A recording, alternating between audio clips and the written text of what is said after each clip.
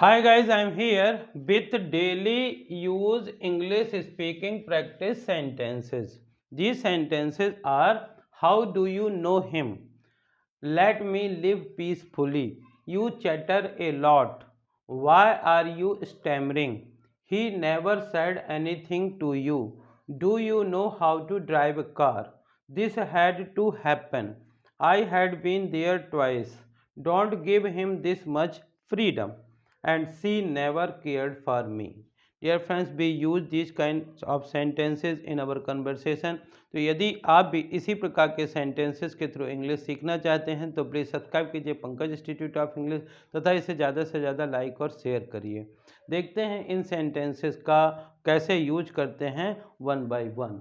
How do you know him? जब कोई व्यक्ति आपको बताता है कि मैं उसको जानता हूँ तो आप ये जनरली पूछना चाहते हैं कि आप उसे कैसे जानते हैं। तो इसी को बोलते हैं how do you know him, आप उसे कैसे जानते हैं। लेट मी लिव पीसफुली, जब कोई व्यक्ति किसी के पास कोई समस्या लेकर के जाता है और वो कहना चाहता है कि मेरे पास कोई भी समस्याएं लेकर के मत आइए, मुझे शांतिपूर्वक जीने दीजिए। तो लेट मी लिव पीसफुली, मुझे शांति से जीने दीजिए, शांति से रहने दीजिए। यू चैटर ए लॉट, कुछ व्यक्ति होते हैं जिनकी बोलने की बहुत ज़्यादा आदत होती है। तो यदि आप किसी व्यक्ति को ये कहना चाहते हैं कि आप बहुत ज़्यादा बोलते हैं, आप बहुत ज़्यादा बकवास करते हैं, बहुत ज़्यादा बकबक करते हैं, इन सब के लिए आप बोलेंगे you chatter a lot. You chatter a lot, आप बहुत बकबक करते हैं। डियर फ्रेंड्स, कुछ लोग होते हैं जिनको बोलने में परेशानी होते हैं और वो रुक रुक करके बोलते हैं, हकलाते हैं। तो यदि कोई व्यक्ति आपके पास आता है और इसके पहले कभी वो इस प्रकार से नहीं हकलाया होता है तो आप बोलते हैं वाई आर यू स्टैमरिंग, आप हकला क्यों रहे हैं, यानी आप धीरे रुक रुक करके क्यों बोल रहे हैं। वाई आर यू स्टैमरिंग, आप हकला क्यों रहे हैं। He never said anything to you, यदि कभी भी किसी व्यक्ति ने किसी को कुछ नहीं कहा है, उसके बारे में कोई टिक्का टिप्पणी या कमेंट्स नहीं किया है, तो आप कहना चाहते हैं कि उसने आपको कभी कुछ नहीं कहा, तो इसको बोलेंगे he never said anything to you. He never said anything to you, उसने कभी भी आपको कुछ नहीं कहा। Do you know how to drive a car, जब हम किसी व्यक्ति से ये कोई भी काम पूछना चाहते हैं कि क्या आपको ये आता है, तो इसके लिए इस प्रकार से हम क्वेश्चन पूछते हैं। जैसे किसी से पूछना है क्या आपको कार चलाना आता है, do you know how to drive car. या इसी को हम कहने यदि टू द वर्ड लगाएं तो इसका मतलब ये हुआ क्या आपको पता है कार कैसे चलाते हैं। या इसी को हम ये भी कह सकते हैं क्या आपको कार चलाना आता है, do you know how to drive a car. इसी प्रकार के और भी सेंटेंस इसमें से हम बोल सकते हैं, जैसे do you know how to cook the food, do you know how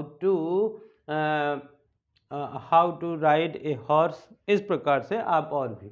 this had to happen, कुछ चीज़ें होती हैं जिनके बारे में लोग पहले से जान जाते हैं उनकी एक्टिविटीज़ को देख करके कि अब ऐसा हो रहा है तो आगे ऐसा होगा। ऐसे ही किसी घटना के बारे में यदि आप बताना चाहते हैं कि ये तो होना ही था, मैं जानता था कि ये तो होना ही था, ये तो होना ही था, इसको बोलेंगे this had to happen. This had to happen, ये तो होना ही था।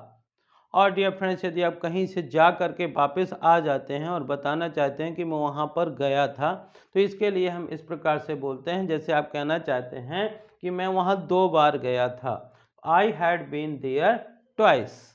I had been there twice, यदि एक बार है तो यहाँ पे वंस कह सकते हैं, मैं वहाँ एक बार गया था, I had been there once. 2 बार गए थे ट्वाइस, 3 बार गए थे थ्राइस भी कर सकते हैं। Don't give him this much freedom, आजकल के छोटे छोटे बच्चों को लोग इतनी आज़ादी देते हैं, छोटे छोटे बच्चों को मोबाइल देते हैं, बाइक की चाबी दे देते हैं, कार की चाबी दे देते हैं।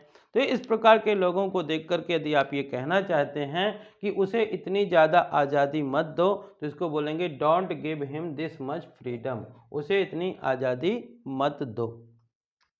सी नेवर केयर्ड फॉर मी, और यदि कोई व्यक्ति आपकी परवाह नहीं करता है, शुरू से परवाह नहीं करता है, और आप किसी से कहना चाहते हैं कि सी नेवर केयर्ड फॉर मी, उसने मेरी कभी परवाह नहीं की, मेरा कभी ख्याल नहीं रखा। तो इस प्रकार से हम कह सकते हैं सी नेवर केयर्ड फॉर मी, उसने कभी भी मेरी परवाह नहीं की। So dear friends, these are some sentences which will help you to learn English, which will help you to speak English, which will help you to read English. I hope कि आपको इस प्रकार के ये सेंटेंस पसंद आए होंगे। यदि पसंद आए हों तो इन्हें ज़्यादा से ज़्यादा लाइक करिए, शेयर करिए, और चैनल के लिए यदि आप नए हैं तो प्लीज़ इसे सब्सक्राइब करिए, बेल आइकन को प्रेस करिए ताकि इस प्रकार की वीडियो आप तक पहुंच सकें। Dear friends, if you practice these sentences then you can also use in your conversation. Thank you for watching.